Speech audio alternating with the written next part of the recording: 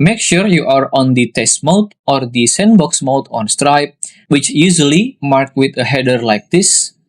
And to simulate a payment without the real money, click on the payment option over here. Then select the payment link option. You will then see the list of your available payment link that you created before. If you don't have any payment link, you can click on the Create Payment Link button just right here. After that, hover your mouse on top of the payment link and you will see this Copy URL button, which you want to click on it to copy your payment link address. Then, in the same window browser, open a new tab and then paste the payment link that you just copy into this section and click on Enter on your keyboard. Your payment link will be shown and make sure to click on the card as your payment option. First thing first, enter the random email on this section. It doesn't have to be your own email. It can be a random name that crossed your mind just now.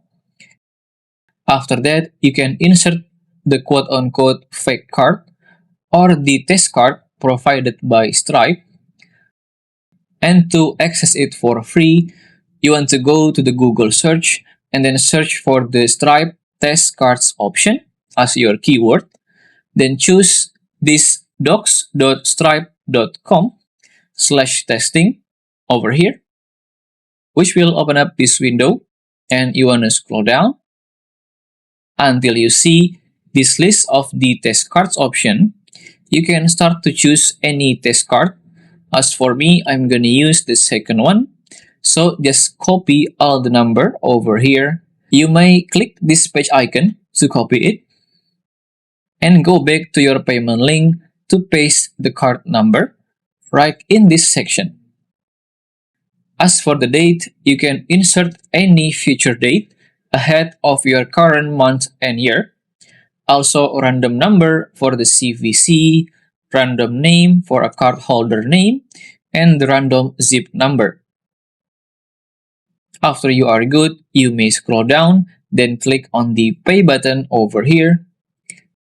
There you go, you just did a test or a fake transaction using no real money.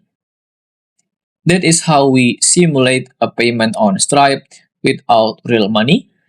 You don't have to use your own data or even your card details. And if we go to our Stripe account and click on the transactions option over here, you will see the payment that we just did before to check if there is anything wrong.